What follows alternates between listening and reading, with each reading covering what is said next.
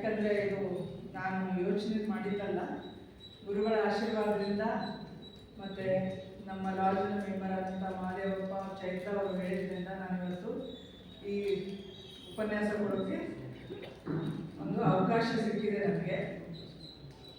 ಹಾಗಾಗಿ ಈ ನನಗೆ ಕೊಟ್ಟಿರೋ ವಿಷಯದ ಬಗ್ಗೆ ಒಂದೆರಡು ಮಾತಾಡ್ತೀನಿ. ಇದು ಅಡ್ಯಾರ್ ದ ಮಾಸ್ಟರ್ಸ್ ಹೋಮ್ ಅಂತ ಒಂದು ಬುಕ್ಕಿನಿಂದ ಆಯ್ದುಕೊಂಡಂಥ ಭಾಗ. ಇದರಲ್ಲಿ ಏನು ಹೇಳ್ತಾರೆ ಅಂದರೆ, ಇದು ಗೀತಾ ಜಯರಾಮ್ ಅವರು ಬರೆದಿರೋ book. Theosophical society and animal welfare ಅಂತ ಒಂದು ಸಬ್ಜೆಕ್ಟ್.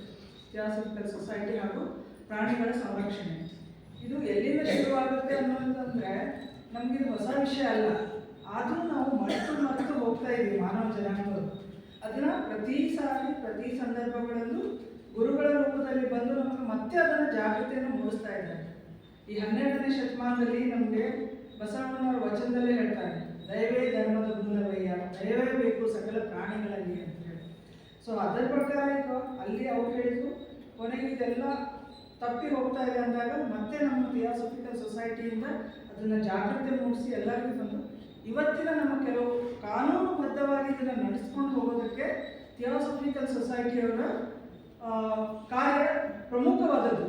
ಈ ಕಾನೂನಿನ ಮೂಲಕ ಪ್ರಾಣಿಗಳ ಸಂರಕ್ಷಣೆ ರಕ್ಷಿಸೋದಕ್ಕೆ ಮೂಲಕವಾಗಿ ಥಿಯಾಸಫಿಕಲ್ ಸೊಸೈಟಿ ಕೊಡುಗೆ ಅಪಾರವಾದದ್ದು ಅಂತ ಹೇಳ್ತೀನಿ. ಯಾಕಂದರೆ ಥಿಯಾಸಫಿ ಮೂಲವಾಗಿ ಎಲ್ಲ ಜೀವಾತ್ಮಗಳ ಸಮ್ಮಿಲನಕ್ಕೆ ಒತ್ತು ಕೊಡ್ತಾ ಇರ್ತಾರೆ. ಅಂಥದ್ರಲ್ಲಿ ಮೇಡಮ್ ಬ್ಲಾವಟ್ಸ್ಕಿ ಅವರು ಪ್ರಾಣಿ ವರ್ಗವನ್ನು ಮನುಷ್ಯ ಜನಾಂಗದ ಆಹಾರಕ್ಕಾಗಿ ಆಗಲಿ ಅಥವಾ ಅವುಗಳಿಂದ ಒಂದು ಕೆಲಸ ಕಾರ್ಯಗಳನ್ನು ಮಾಡಿಸ್ಕೊಳ್ಳೋದಕ್ಕಾಗಿ ಅಥವಾ ಮನೋರಂಜನೆಗಾಗಿ ಪ್ರಾಣಿಗಳನ್ನು ಹಿಂಸಿಸಬಾರ್ದು ನಾವು. ಯಾಕಂದರೆ ಪ್ರಾಣಿಗಳನ್ನು ನಮ್ಮ ಮಾಂಸಾಹಾರಕ್ಕಾಗಿ ಉಪಯೋಗಿಸ್ತೀವಿ, ಇಲ್ಲಾಂದರೆ ನಮ್ಮ ಕೆಲವು ಸರ್ಕಸ್ಗಳಲ್ಲಿ ನೋಡ್ತೇವೆ ಒಂದೆಷ್ಟೊಂದು ತೊಂದರೆ ಕೊಡ್ತಾ ಇದ್ರು ಅಂತ ಹೇಳಿ. ಸೊ ಅದೆಲ್ಲ ನಿಲ್ಲಿಸಬೇಕು, ಅದು ಆಗಬಾರ್ದು ಅಂತ ಹೇಳಿ. ಮತ್ತು ಆ ಒಂದು ಟೈಮಲ್ಲೇ 1884 ಮೇಡಮ್ ಬ್ಲಾವಟ್ಸ್ಕಿ ಅವರು ಒಂದು ಅಂತಾರಾಷ್ಟ್ರೀಯ ಪ್ರಾಣಿ ಸಂರಕ್ಷಣಾ ಸಂಸ್ಥೆಯ ಸದಸ್ಯರಾಗ್ತಾರೆ. ಸೊ ಆ ಸದಸ್ಯತ್ವದ ಮೆಂಬರ್ಶಿಪ್ ಸದಸ್ಯತ್ವ ಕಾರ್ಡನ್ನು ಈಗಲೂ ನಮ್ಮ ಅಡಿಯಾರ್ನ ಸಂಗ್ರಹಾಲಯದಲ್ಲಿ ಕಾಪಾಡ್ಕೊಂಡು ಬಂದಿದ್ದಾರೆ. ಅವ್ರ ನಂತರ ಬಂದಂತಹ ಅನಿ ಬೆಸೆಂಟ್ ಅವರು, ಇವರು ಪೂರ್ತಿಯಾಗಿ ಪ್ರಾಣಿ ಸಂರಕ್ಷಣೆಗೆ ಒತ್ತು ಕೊಡ್ತಾರೆ ಮತ್ತು ಮಂಚೂಣಿಯಲ್ಲಿದ್ದು ಕಾರ್ಯನಿರ್ವಹಿಸ್ತಾರೆ. ಇವ್ರೇನು ಮಾಡ್ತಾರೆ ಅಂದರೆ, SPCA ಅಂದರೆ ಮದ್ರಾಸ್ನಲ್ಲಿರೋ society for prevention of cruelty to animals ಅನ್ನೋ ಸಂಸ್ಥೆಗೆ ಒಂದು 16 ಮಾರ್ಚ್ 1910 ಒಂದು ಭಾಷಣ ಮಾಡ್ತಾರೆ. ಆ ಭಾಷಣದಲ್ಲಿ ಏನು ಹೇಳ್ತಾರೆ, ಯಾವ ರೀತಿ ಅದನ್ನು ನಮ್ಮ ಮನವರಿಕೆ ಮಾಡಿಕೊಡ್ತಾರೆ ಅಂದರೆ, ಪ್ರಾಣಿಗಳು ಹಾಗೂ ಮನುಷ್ಯರು ಅಂತ ಬಂದಾಗ ಅಲ್ಲಿ ಪ್ರಾಣಿಗಳನ್ನು ಹಿಂಸಿಸಬಾರ್ದು, ನಮ್ಮ ಉದ್ದೇಶಕ್ಕಾಗಿ ಅವಕ್ಕೆ ತೊಂದರೆ ಕೊಡಬಾರ್ದು. ಯಾವಾಗ ಒಂದು ಪ್ರಾಣಿನೇ ಆಗಿರ್ಬೋದು ಅಥವಾ ಒಂದು ಮಗುನೇ ಆಗಿರ್ಬೋದು ಹೀನ ಸ್ಥಿತಿಯಲ್ಲಿದ್ದಾಗ, ಕೆಳಸ್ಥಾಯಿಯಲ್ಲಿದ್ದಾಗ, ಅವುಗಳಿಗೆ ಅನಾರೋಗ್ಯ ಇದ್ದಾಗ ಅಥವಾ ಅವರು ಯಾರೋ ಅಸಹಾಯಕರಾಗಿದ್ದಾಗ ಅವರನ್ನು ನಾವು ಹೇಗೆ ನಡೆಸ್ಕೊಳ್ತೀವಿ, ಅವ್ರಿಗೆ ಯಾವ ರೀತಿ ನಾವು ಪ್ರತಿಸ್ಪಂದಿಸ್ತೀವಿ ಅನ್ನೋದ್ರಲ್ಲೇ ನಾವು ಮಾನವೀಯತೆಯನ್ನು ತೋರಿಸ್ತೀವಿ. ಅದರಲ್ಲಿ ನಮ್ಮ ಮಾನವೀಯತೆ ಆಗಿದೆ ಅಂತ ಹೇಳ್ತಾರೆ. ಆ ಕೆಳಸ್ಥಾಯಿಯಲ್ಲಿರೋ ಪ್ರಾಣಿ ವರ್ಗನೇ ಇರ್ಬೋದು, ಚಿಕ್ಕ ಅಸಹಾಯಕ ವ್ಯಕ್ತಿನೇ ಇರ್ಬೋದು, ಅವ್ರಿಗೆ ರಕ್ಷಣೆ ಕೇಳೋದು, ಸಹಾಯ ಕೇಳೋದು ಅವ್ರದ್ದು ಹಕ್ಕಾಗಿರುತ್ತೆ. ಅವ್ರಿಗೆ ಜಾಸ್ತಿ ಹಕ್ಕಿರುತ್ತೆ. ಶಕ್ತಿವಂತರಾದವ್ರಿಗೆ ನಮ್ಮದು ಕರ್ತವ್ಯ ಆಗಿರುತ್ತೆ, ಅವ್ರಿಗೆ ಸಹಾಯ ಮಾಡೋದು ನಮ್ಮ ಕರ್ತವ್ಯ ಆಗಿರುತ್ತೆ ಅಂತ ಹೇಳ್ತಾರೆ. ಸೊ ಅದಕ್ಕೆ ಅವರು ಈ ಜೀವನದ ಒಂದು ಪವಿತ್ರತೆಯನ್ನು ಒತ್ತಿ ಹೇಳ್ತಾರೆ. ಇದು ಏನು ಮಾಡುತ್ತೆ ಅಂದರೆ, ಪ್ರತಿಯೊಂದು ಪ್ರಾಣಿಯಲ್ಲಿನೂ ಒಂದು ಆನಂದ ಕೋಶ, ಆತ್ಮಕೋಶದ ಒಂದು ನಮ್ಮ ಸುತ್ತಲೂ ಒಂದು ಸುತ್ತುವರೆದಿರುತ್ತೆ. ಆ ಕವಚಕ್ಕೆ ಇದು ಏಟ್ ಕೊಡುತ್ತೆ ಅಂತ ಹೇಳ್ತೀವಿ. ನಾವು ಬೇರೆ ಪ್ರಾಣಿಗಳಿಗೆ ಹಿಂಸೆ ಕೊಟ್ಟಾಗ ಆ ಪ್ರಾಣಿ ಏನೋ ರೋದನೆ ಮಾಡುತ್ತೆ. ನಾವು ಒಂದೇ ಪ್ರಾಣಿಯನ್ನು ಹಿಂಸಿಸ್ತಾ ಇದ್ದೀವಿ ಅಂತ ಅನ್ಕೋಬೋದು. ಅದು ಒಟ್ಟಾಗಿ ಸಮೂಹಕ್ಕೆ ಬರುತ್ತೆ. ಅದು ಸಮೂಹ ರೋದನೆ ಆದಾಗ ಅದು ಮಾನವ ಜನಾಂಗಕ್ಕೆ, ಬರೀ ಹಿಂಸೆ ಮಾಡಿರೋ ವ್ಯಕ್ತಿಗಷ್ಟೇ ಅಲ್ಲದೆ ಇಡೀ ಮಾನವ ಜನಾಂಗಕ್ಕೆ ಅದರ ಪರಿಣಾಮ ಬೀರುತ್ತೆ ಅಂತ ಹೇಳ್ತಾರೆ. ಸೊ ನಾವು ಮಾಡುವ ಕಾರ್ಯಗಳು ಆ ಸೂಕ್ಷ್ಮ ಬಾಗಿಲನ್ನು ತೆರೆದು ಅದ್ರ ಮುಖಾಂತರ ಅದು ನಮ್ಮ ದೇಹಕ್ಕೆ ಸ್ಪಂದಿಸಿ ಆ ಮಾಡಿದ ಪಾಪ ನಮ್ಮ ಒಳಗೆ ಸೇರುತ್ತೆ ಅಂತ ಹೇಳ್ತಾರೆ. ಸೊ ಅದಕ್ಕೋಸ್ಕರ ಅವ್ರು ಏನು ಹೇಳಿದ್ರು, ಪ್ರತಿಪಾದಿಸ್ತಾರೆ ಅಂದರೆ ಸಾರ್ವತ್ರಿಕ ಕರುಣೆ ಅಥವಾ ವಿಶ್ವವ್ಯಾಪಿ ಸಹಾನುಭೂತಿಯನ್ನು ಎತ್ತಿ ಹಿಡಿತಾರೆ. ಮತ್ತು ಅದೇ ನಾನು ದುರ್ಬಲರನ್ನು ಹ್ಯುಮ್ಯಾನಿಟಿ, ಮಾನವೀಯತೆ ಅಂತ ನಾವು ಮಾತಾಡ್ತೀವಿ. ಮಾನವೀಯತೆ ಅಂದರೆ ಏನು? ಯಾರಿಗೆ ಅವಶ್ಯಕತೆ ಇದೆ, ಯಾರು ಹೀನ ಸ್ಥಿತಿಯಲ್ಲಿದ್ದಾರೆ, ಯಾರು ಪ್ರಾಣಿ ಅಸಹಾಯಕವಾಗಿರೋ ಅದಕ್ಕೆ ನಾವು ಯಾವ ರೀತಿ ಪ್ರತಿಸ್ಪಂದಿಸ್ತೀವಿ, ಯಾವ ರೀತಿ ಸಹಾಯ ಮಾಡ್ತೀವಿ ಅನ್ನೋದೇ ಮಾನವೀಯತೆ ಅಂತ ಹೇಳ್ತಾರೆ.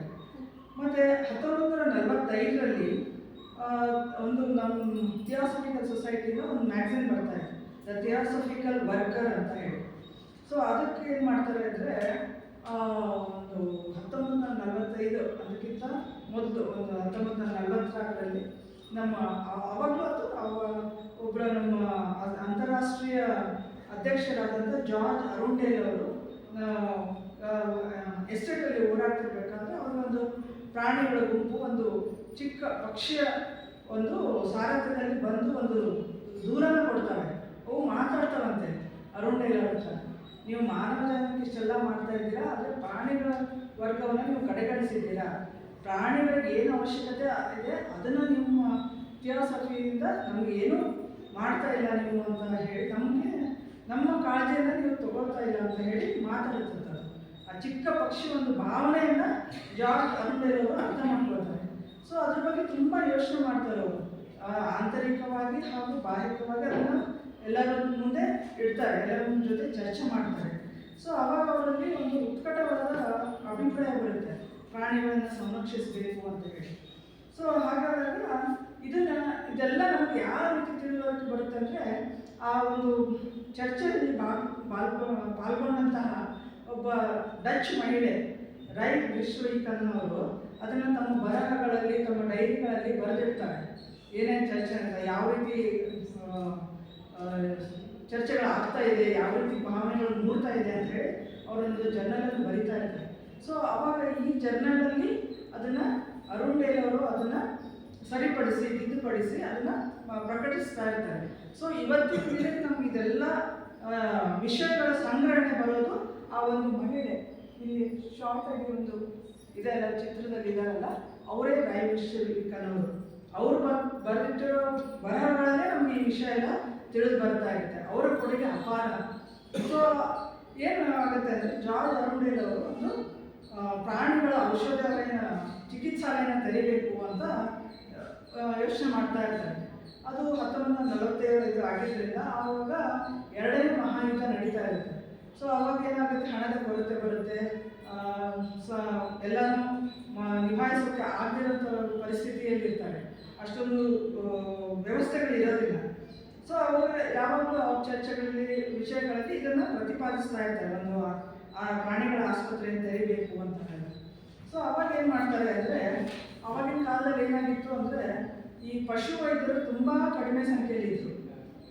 ಈಗಿನ ಥರ ಅವಾಗ ಎಲ್ಲರಿಗೂ ವೆಟರ್ನರಿ ಟ್ರೈನಿಂಗ್ ಆಗಿರೋದಿಲ್ಲ, ಏನಿಲ್ಲ, ಎಲ್ಲರೂ ನಾಟಿ ವೈದ್ಯರ ಮೇಲೆ ಅವಲಂಬಿತರಾಗಿರ್ತಾರೆ.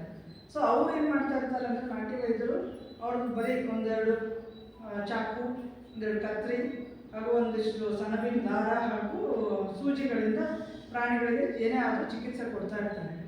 ಅದು ಅವ್ರಿಗೆ ಸರಿಯಾಗಬಹುದು, ಇಲ್ಲದೇ ಇರೋದು, ಅಂದರೆ ಅವ್ರಿಗೆ ಔಪಚಾರಿಕ ಟ್ರೈನಿಂಗ್ ಏನೂ ಆಗಿರೋದಿಲ್ಲ, ಸುಮ್ಮನೆ ಅದು ಪರಂಪರಾಗತವಾಗಿ ಅವ್ರ ಫ್ಯಾಮಿಲಿಯಿಂದ ಬಂದಿರುತ್ತೆ, ಅದ್ರ ಮೇಲೆ ತಿಳ್ಕೊಂಡು ಮಾಡ್ತಾ ಇರ್ತಾರೆ. 1884ರಲ್ಲಿ ಈ ವಿಚಾರ ಬಂದರೂ ಪ್ರಾಣಿಗಳ ಚಿಕಿತ್ಸೆ ಕೊಡಬೇಕು, ಪ್ರಾಣಿಗಳನ್ನ ಸಂರಕ್ಷಿಸಬೇಕು ಅನ್ನೋದು ವಿಷಯ ಬಂದ್ರೂ 1940ವರೆಗೂ ಇಡೀ ಭಾರತದಲ್ಲಿ ಬರೀ 5 ಪಶು ಚಿಕಿತ್ಸಾ ತರಬೇತಿ ಕೊಡೋ ಕಾಲೇಜುಗಳಾಗಿತ್ತು ಅಂತ ಹೇಳ್ತಾರೆ. ಅಂದರೆ 60 ವರ್ಷದವರೆಗೂ ನಾವು ಮಾಡೋಕ್ಕಾಗಿದ್ದು ಬರೀ 5 ಪಶು ಚಿಕಿತ್ಸಾಲಯಗಳನ್ನು ಅಂತ, ಟ್ರೈನಿಂಗ್ ಕಾಲೇಜುಗಳನ್ನು ಅಂತ ಹೇಳ್ತಾರೆ. ಸೊ ಅವಾಗ ಏನಾಗ್ತಾ ಇತ್ತು, ಆಮೇಲೆ ಈ ಪಶು ಚಿಕಿತ್ಸೆಯನ್ನು ಯಾರು ಬೇರೆ ಆಸ್ಪತ್ರೆಗಳಲ್ಲಿ ಇಲ್ಲದ ಬರೀ ಸರ್ಕಾರಿ ಆಸ್ಪತ್ರೆಗಳಿಗೆ ಅಷ್ಟೇ ಮಾಡ್ತಾ ಇದ್ರು. ಅದು ಏನು ಟೈಮ್ ಲಿಮಿಟಲ್ಲಿ, ಬೆಳಗ್ಗೆ 8ರಿಂದ 12 ಗಂಟೆ, ಆಮೇಲೆ ಸಂಜೆ 3:30ರಿಂದ 5:30ವರೆಗೂ ಅಷ್ಟೇ.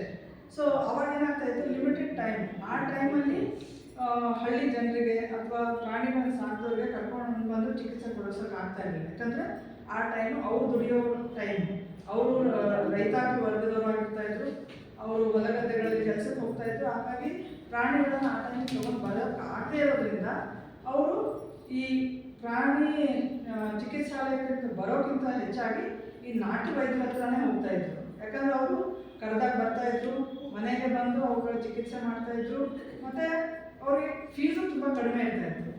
ಹಾಗಾಗಿ ಅವ್ರಿಗೆ ಅದೇ ಅನುಕೂಲ ಆಗಿತ್ತು ಅಂತ ಹೇಳ್ತಾರೆ.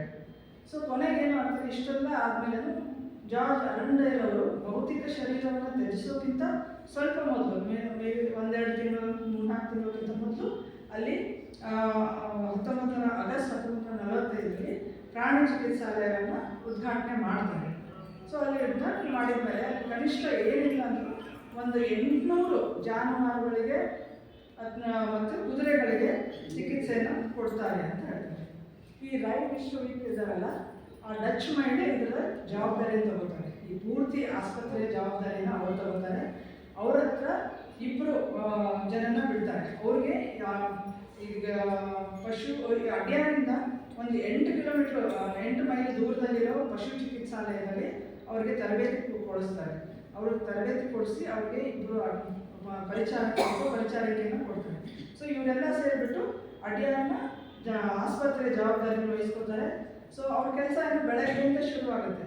ಒಂದು 7 ಗಂಟೆಯಿಂದ ಶುರುವಾದರೆ ಪ್ರಾಣಿಗಳಿಗೆ ಎಲ್ಲ ಸ್ನಾನ ಮಾಡಿಸೋದು, ಮೈ ಉಜ್ಜೋದು, ಅವುಗಳಿಗೆ ಏನಾದರೂ ಗಾಯ ಆಗಿದ್ರೆ ಅದಕ್ಕೆ ಚಿಕಿತ್ಸೆ ಕೊಡೋದು.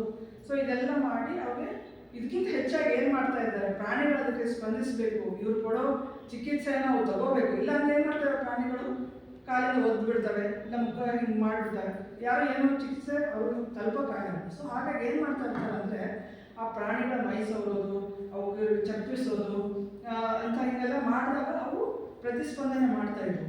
ಇದನ್ನು ಒಪ್ಕೋತಾ ಇದ್ವು, ಇವ್ರು ನಮ್ಮ ಒಳ್ಳೆಯದಕ್ಕಾಗಿ ಮಾಡ್ತಾ ಇದ್ದಾರೆ ಅಂತ ಅಂದ್ಕೊಂಡು ಆ ಚಿಕಿತ್ಸೆ ಪಡಿತಾ ಇದ್ವು ಅಂತ ಹೇಳ್ತಾರೆ. ಹೀಗೆಲ್ಲ ಮಾಡಿಬಿಟ್ಟು ಅವನ್ನ ಹುಲ್ಲು ಹಾಸಿನಲ್ಲಿ ಅಡ್ಯಾದ ಎಷ್ಟೊತ್ತಿಗೆ ಮೇಯಕ್ಕೆ ಬಿಡ್ತಾ ಇದ್ವು. ಈ ಟೈಮಲ್ಲಿ ಯಾವುದೂ ಸಮಸ್ಯೆ ಇಲ್ಲ, ಯಾವ ಪ್ರಾಣಿಗೂ ತೊಂದರೆ ಇಲ್ಲ, ಎಲ್ಲ ಆರಾಮಾಗಿದ್ದಾವೆ ಅಂದಾಗ ಇವರೇನು 2 ಜನ 3 ಜನ ಏನು ಜವಾಬ್ದಾರಿಗಳು ತೊಗೊಂಡಿರ್ತಾರಲ್ಲ ಹಾಸ್ಪಿಟ್ಲವರು, ಇವರು ಅಡ್ಯಾರಿಗೆ ಹೋಗಿ ಅದು 8 ಮೈಲಿ ದೂರದಲ್ಲಿರೋ ಪಶು ಚಿಕಿತ್ಸಾಲಯಕ್ಕೆ ಹೋಗಿ, ಪ್ರಾಣಿ ಚಿಕಿತ್ಸಾಲಯಕ್ಕೆ ಹೋಗಿ ಬೇಕಾದಂಥ ಪ್ರಾಣಿಗಳಿಗೆ ಬೇಕಾದಂಥ ಔಷಧೋಪಚಾರಗಳನ್ನು ಮತ್ತು ಏನೇನೋ ಅವಶ್ಯಕ ಸಾಮಗ್ರಿಗಳಿದೆ ಅದನ್ನೆಲ್ಲ ತಗೊಂಡು 8 ಮೈಲಿಂದ ಇಲ್ಲಿ ಬರ್ತಾರೆ. 8 ಮೈಲಿ ನಮ್ಗೆ ಇವಾಗ ಚಿಕ್ಕದು ಅನಿಸ್ತಿರ್ಬೋದು, ಯಾಕಂದರೆ ನಮ್ಮ ಗಾಡಿಗೆ ನಾವು ಹೋಗಿ ಬಂದ್ಬಿಡ್ತೀವಿ. ಬಟ್ ಆಗಿನ ಕಾಲದಲ್ಲಿ ಏನು ವ್ಯವಸ್ಥೆ ಇತ್ತು ಅಂತ ಗೊತ್ತಿಲ್ಲ, ನಡ್ಕೊಂಡು ಹೋಗಿ ತರ್ತಾ ಇರ್ಬೋದು, ಹಾಗೋ ಒಂದು ಎತ್ತಿನ ಗಾಡಿಗೆ ಹೋಗಿ ಬರ್ತಾ ಇದ್ರು. ಸೊ ಅದು ತುಂಬ ಸಮಯ ತಗೋತಾ ಇತ್ತು. ಸೊ ಆದರೂ ಅವರು ಹೋಗ್ಬಿಟ್ಟು ಬಂದು ಇಲ್ಲಿ ತಲುಪ್ತಾ ಇದ್ರು. ಮತ್ತು ಸಂಜೆ ಆಲ್ರೆಡಿ ಬರೋ ಇದಕ್ಕೆಲ್ಲ ಅವರು ರೆಡಿ ಆಗ್ತಾಯಿದ್ರು. ಸಂಜೆ ಮಲರೋಗಿಗಳು ಬರ್ತಾಯಿದ್ರು. ಅಲ್ಲಿ ಹಳ್ಳಿಯಿಂದ ಜನ ಬಂದು ಪ್ರಾಣಿಗಳನ್ನು ತೋರಿಸ್ಕೊಂಡು ಹೋಗ್ತಿದ್ರೆ ಮತ್ತೆ ಅದಕ್ಕೆ ರೆಡಿ ಆಗ್ತಾಯಿದ್ರು ಅಂತ ಹೇಳ್ತಾರೆ. ಈ ಜಾರ್ಜ್ ಅರುಂಡೇಲ್ ಅವರ ಇದನ್ನು ಮುಗಿದ ಮೇಲೆ ಇಲ್ಲನ್ನ ಅದನ್ನು ಮತ್ತೆ ಮುಂದಿನವರು ಮುಂದುವರಿಸ್ಕೊಂಡು ಬರ್ತಾರೆ. ಈ ರಾಯ ವಿಶ್ವವಿದ್ಯಾಲಯ ಅವರು ಕಂಟಿನ್ಯೂ ಮಾಡ್ತಾರೆ. ಮತ್ತು ಅವರ ಪತ್ನಿ ಆದಂಥ ಶ್ರೀಮತಿ ರುಕ್ಮಿಣಿ ಅರುಂಡೇಲ್ ಅವರು ಇದನ್ನು ತೀವ್ರವಾಗಿ ತಗೊಂಡು ಅದನ್ನು ಜವಾಬ್ದಾರಿನ ಕಂಟಿನ್ಯೂ ಮಾಡ್ತಾರೆ. ಮತ್ತು ಅವರು 1952 ಹಾಗೂ 1956ರಲ್ಲಿ ರಾಜ್ಯಸಭೆಗೆ ನೇಮಕಗೊಳ್ತಾರೆ. ಆ ರಾಜ್ಯಸಭೆಗೆ ನೇಮಕಗೊಂಡ ಮೇಲೆ ಅವರು ಮೂಲತಃವಾಗಿ ಏನು ಪ್ರತಿಪಾದಿಸ್ತಾರೆ ಅಂದರೆ, ಪ್ರಾಣಿಗಳಿಗೆ ರಕ್ಷಣೆ ಕೊಡಬೇಕು, ಪ್ರಾಣಿಗಳಿಗೆ ಕಾನೂನು ಬರಬೇಕು ಅಂತ ಹೇಳಿ ಅಲ್ಲಿ ಪ್ರತಿಪಾದನೆ ಮಾಡ್ತಾರೆ. ಮತ್ತು ಕಂಟಿನ್ಯೂಸ್ ಆಗಿ ಅಲ್ಲಿ ಚರ್ಚೆಯಲ್ಲಿ ಪಾಲ್ಗೊಳ್ತಾರೆ. ಮತ್ತು ಸುಮಾರು ಕಾನೂನುಗಳು ಬರೋದಕ್ಕೆ ಕಾರಣೀಕರ್ತರಾಗ್ತಾರೆ. ಅಲ್ಲಿ ಅವರು ಸಲಹೆಗಳನ್ನು ಕೊಡ್ತಾ ಬರ್ತಾರೆ ರಾಜ್ಯಸಭೆಗೆ, ಯಾವ ರೀತಿ ಪ್ರಾಣಿಗಳ ಸಂರಕ್ಷಣೆ ಆಗಬೇಕು ಏನು ಅಂತ ಹೇಳಿ. ಸೊ ಹಾಗಾಗಿ ತುಂಬ ಕಾನೂನುಗಳು ಅವರಿಂದ ಶುರುವಾಗುತ್ತೆ ಅಂತ ಹೇಳ್ತಾರೆ. ಆಮೇಲೆ ಅವರು ಇಷ್ಟೇ ಅಲ್ಲದೆ ರುಕ್ಮಿಣಿ ಅರುಂಡೇಲ್ ಅವರು 1955ರಿಂದ 1986ವರೆಗೂ ಅವರು ದೇಹ ತ್ಯಾಗ ಮಾಡೋವರೆಗೂ ಅವರು ಒಂದು ಅಂತಾರಾಷ್ಟ್ರೀಯ ಸಸ್ಯ ಸಲಹಾ ಘಟಕಕ್ಕೆ ಕಾರ್ಯವನ್ನು ಮಾಡ್ತಾರೆ ಅಂತ ಹೇಳ್ತಾರೆ. ಅದು ಭಾರತೀಯ ಪ್ರಾಣಿಗಳ ಕಲ್ಯಾಣ ನಿಗಮವನ್ನು ಸ್ಥಾಪನೆ ಮಾಡ್ತಾರೆ. ಇದಾದಮೇಲೆ ಇನ್ನೂ ಒಂದು ಏನು ಮುಖ್ಯವಾಗಿ ಥಿಯಾಸಫಿಕಲ್ ಸೊಸೈಟಿ ಮಾಡಿರೋದು ಏನು ಅಂದರೆ BMAD, ಅದು Besant memorial animal health dispensary ಅಂತ 1968ರಲ್ಲಿ ಒಂದು ಚಿಕ್ಕ ಕಟ್ಟಡವನ್ನು ಕಟ್ಟಿ ಅಲ್ಲಿ ಬೆಸೆಂಟ್ ಗಾರ್ಡನಲ್ಲಿ ಚಿಕ್ಕ ಚಿಕ್ಕ ಪ್ರಾಣಿಗಳನ್ನು ನೋಡ್ಕೊಳ್ಳೋದಕ್ಕೆ ಒಂದು ಚಿಕ್ಕ ಚಿಕಿತ್ಸಾಲಯನ ಸ್ಥಾಪನೆ ಮಾಡ್ತಾರೆ. ಮತ್ತು ಅದಕ್ಕೆ ಡೋರಾ ಕ್ರಾಕ್ಫೋರ್ಡ್ ಅವರಿಂದ ಧನ ಸಹಾಯ ಹರಿದು ಬರುತ್ತೆ. ಆ ಕಟ್ಟಡವನ್ನು ನಿರ್ವಹಿಸೋದಕ್ಕೆ ಪ್ರಾಣಿಗಳಿಗೆ ಏನು ಅವಶ್ಯಕತೆ ಇದೆ ಅದನ್ನೆಲ್ಲ ನೋಡ್ಕೊಂಡು ಹೋಗೋದಕ್ಕೆ ಧನ ಸಹಾಯವನ್ನು ಮಾಡ್ತಾರೆ ಅಂತ ಹೇಳ್ತಾರೆ. ಸೊ ಅದು ಇವಾಗಲೂ ಈ ಸಂಸ್ಥೆ ಅಡಿಯಾರಿನಲ್ಲಿ ಕಾರ್ಯನಿರ್ವಹಿಸ್ತಾ ಇದೆ ಅಂತ ಹೇಳ್ತಾರೆ. ಸೊ ಹೀಗಾಗಿ ಇದೊಂದು ಜವಾಬ್ದಾರಿಯುತ ಕೆಲಸನ ಥಿಯಾಸಫಿಕಲ್ ಸೊಸೈಟಿ ಮಾಡ್ಕೊಂಡು ಬಂದಿದೆ. ಪ್ರಾಣಿ ವರ್ಗಕ್ಕೆ ಅವುಗಳ ಹಕ್ಕನ್ನು ಕೊಡೋದ್ರಲ್ಲಿ ತೀವ್ರವಾಗಿ ಪ್ರತಿಪಾದಿಸಿ ಇಲ್ಲಿವರೆಗೂ ಬಂದಂಥ ಕೆಲವೊಂದು ಕಾನೂನುಗಳು ಯಾವುದಂದರೆ prevention of cruelty to animals act ಅಂತ ಒಂದು 1960ರಲ್ಲಿ ಬರುತ್ತೆ. ಆಮೇಲೆ ವೈಲ್ಡ್ ಲೈಫ್ ಪ್ರೊಟೆಕ್ಷನ್ ಆ್ಯಕ್ಟ್ ಅಂತ, food safety and standards act ಅಂತ 2006ಅಲ್ಲಿ. ಸೊ ಇವೆಲ್ಲ ಕಾನೂನುಗಳು ಬರೋದಕ್ಕೆ ಮೂಲ ಕಾರಣಕರ್ತರು ಅಂದರೆ ಥಿಯಾಸಫಿಕಲ್ ಸೊಸೈಟಿ ಮೆಂಬರ್ಸು ಅಂತ ಹೇಳ್ಬೋದು. ಸೊ ಹಾಗಾಗಿ ನಾವು ಪ್ರಾಣಿಗಳನ್ನು ಸಹಾನುಭೂತಿಯಿಂದ ಕಾಣಬೇಕು. ನಮ್ಮ ಅವಶ್ಯಕತೆಗೆ ತಕ್ಕಂಗೆ ಅವುಗಳನ್ನು ಬಳಸ್ಕೋಬಾರ್ದು, ಅವ್ರಿಗೆ ಹಿಂಸೆ ಮಾಡಬಾರ್ದು. ಅಫ್ಕೋರ್ಸ್ ಮನುಷ್ಯರು ಪ್ರಾಣಿಗಳ ಮೇಲೆ ಅವಲಂಬಿತ ಆಗಿದ್ದೀವಿ, ಬಟ್ ಅದನ್ನು ಅವಲಂಬಿತತೆಯನ್ನು ನಾವು ಜಾಸ್ತಿ ಮಾಡ್ಕೋಬಾರ್ದು. ಅವುಗಳಿಗೂ ಜೀವ ಇದೆ ಅನ್ನೋದನ್ನು ನಾವು ಅರ್ಥ ಮಾಡ್ಕೊಂಡು ನಡಿಬೇಕು ಅಂತ ಹೇಳಿ ನಾನು ಹೇಳ್ಬೋದು. ಈ ಅವಕಾಶ ಕೊಟ್ಟಿದ್ದಕ್ಕಾಗಿ ಎಲ್ಲರಿಗೂ